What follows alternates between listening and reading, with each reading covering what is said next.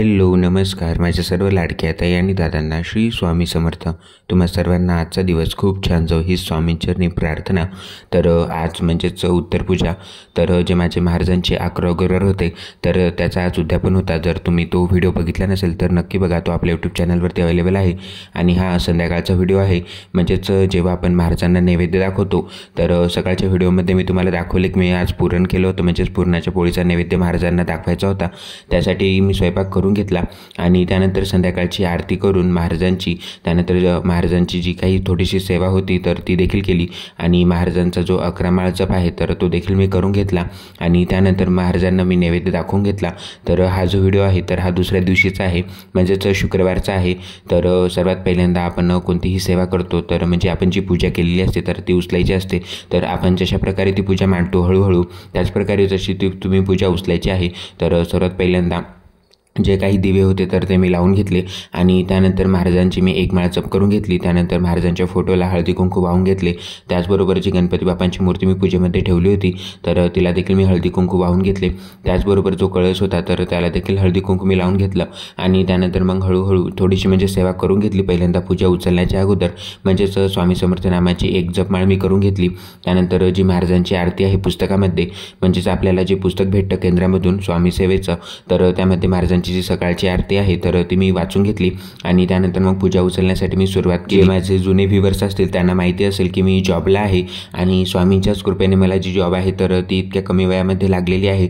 त्यामुळे मग जी स्वामी सेवा आहे तर ती न चुकता मी करण्याचा प्रयत्न करत असतो आणि स्वामींनी देखील माझ्याकडून जेवढी त्यांची सेवा होईल ते करून घेतातच आणि मी देखील करत असतो। आणि स्वामी सेवा केल्यामुळे आपला दिवस देखील खूप पॉझिटिव्ह आणि आपलं जे मन आहे तर ते देखील खूप शांत राहतं आणि एकदम जी पॉझिटिव्ह एनर्जी आहे तर ती निर्माण होते आपल्या आजूबाजूला।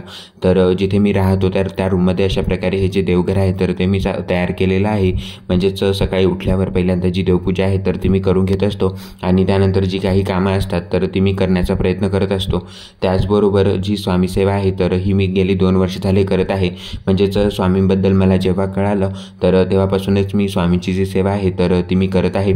त्याचबरोबर सविस्तरपणे जो व्हिडिओ आहे तर तो तुमच्यासोबत मी नक्की शेअर करेल की स्वामी माझ्या लाईफमध्ये कसे आले आणि स्वामींनीच मला मार्ग कसा दाखवला आणि त्याचबरोबर मी म्हणजेच महाराजांची कोणती सेवा केली होती की जेणेकरून मला जी जॉब आहे तर ती लागली, तर ते तुमच्यासोबत मी नक्कीच एखाद्या व्हिडिओमध्ये शेअर करेल।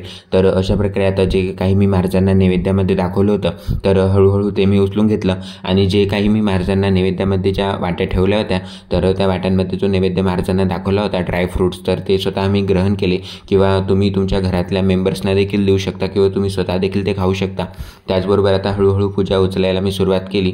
तर जो कलश होता तर तो देखील मी उचलून घेतला आणि जो आता हे 11 जे गुरुवार माझे चालू होते तर एकच नारळ मी यूज केला होता।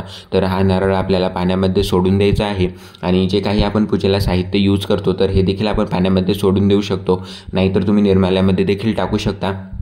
त्याचबरोबर जे काही मी चौरंग आता पूजेमध्ये यूज केले होते तर ते देखील आपण पूजा झाल्यानंतर लगेचच म्हणजे जशा प्रकारे आपण स्वच्छ करून ठेवतो तर तशा प्रकारेच ठेवायचे आहेत। जसं की तुम्हाला कालच्या व्हिडिओमध्ये देखील सांगितलं की जे मोठे चौरंग आहेत तर ते मी सोबत घेऊन नाही आलो, तर हे जे छोटे चौरंग आहेत तर हे देखील मी ऑनलाईनच बोलवले होते। तर याचा देखील व्हिडिओज मी तुमच्यासोबत लवकरच शेअर करेल। म्हणजेच हे जे छोटे चौरंग आहेत तर हे देखील आपल्या पूजेमध्ये खूप छान दिसतात आणि जेव्हा आपण या चौरंगांचा आपल्या पूजेमध्ये यूज करतो तर आपली पूजा देखील दिसायला खूप छान दिसते।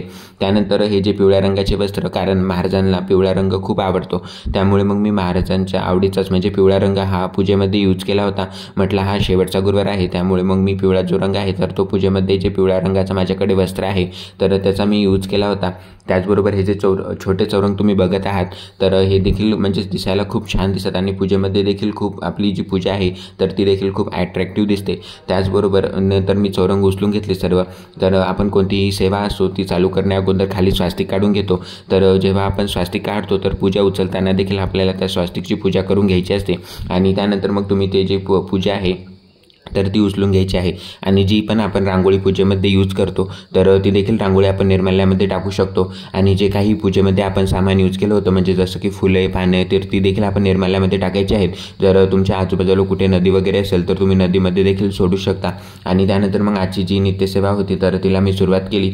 सर्वात पहिल्यांदा जी आता पूजा मांडणी केली होती तर ती मी उचलून घेतली आणि त्यानंतर आता जी देवपूजा होती तर तिला मी सुरुवात केली। जसं की मी तुम्हाला सांगितलं मागच्या व्हिडिओमध्ये देखील की मी जॉबला असल्यामुळे देव काय मी म्हणजे सोबत आणलेले नाहीत, जे देवांचे फोटो आहेत तर ते मी सोबत घेऊन आलेलो आहे.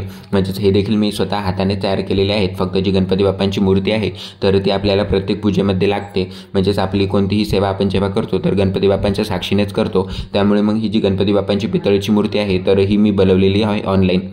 तर त्या ताईंचा देखील मी तुम्हाला डिस्क्रिप्शनमध्ये नंबर नक्की देईल. तर ही मूर्ती देखील खूप भरीव आहे आणि आपल्याला प्रत्येक पूजेमध्ये गणपती बाप्पांची पूजा करावी लागते. त्यासाठी मग ही जी गणपती बाप्पांची मूर्ती आहे तर तीच फक्त मी घेतलेली आहे. आणि जे बाकी सर्व देवता आहेत, देवी देवता आहेत तर त्यांचे फक्त मी फोटो ठेवतो. आणि हा मंगल कलश देखील मी ठेवतो. म्हणजेच मला आवडतं मंगल कलश ठेवायला, त्यामुळे अशा प्रकारे डाव्या बाजूला मंगल कलशाची देखील मी स्थापना केलेली आहे. आणि मंगल कलश आपण आपल्या घरामध्ये का ठेवावा याची देखील माहितीचा व्हिडिओ मी तुमच्यासोबत लवकरच शेअर करेल. तर अशा प्रकारे जी देवपूजा आहे तर ती देखील माझी चालू होती. त्याचबरोबर जी गणपती बाप्पांची मूर्ती आहे तर तिलाच मी दररोज अभिषेक घालतो. त्याचबरोबर मी जे रुद्रयंत्र आहे तर त्याची देखील सेवा करत असतो. तर रुद्रयंत्र यालाच महामृत्युंजय यंत्र असं देखील म्हणतात. तर हे म्हणजेच महादेवांचं यंत्र आहे. तर या यंत्राची देखील माझ्याकडून मी जेवढी सेवा होईल तर तेवढी करण्याचा प्रयत्न करत असतो. त्याचबरोबर सोमवारी मी रुद्रांचा जो अभिषेक आहे तर तो देखील मी करत असतो. आणि जी रुद्राक्षाची माझ्याकडे माळ देखील आहे तर ती देखील मी त्याच्या साईडला ठेवत असतो. त्याचबरोबर जे आपले नित्यसेवेतले 3 अध्याय दररोजचे वाचायचे असतात. म्हणजेच श्री स्वामीचरित्र सारामृत या ग्रंथातील आपल्याला 3 अध्याय वाचायचे असतात नित्यसेवेचे. तर ते देखील मी वाचून घेतले.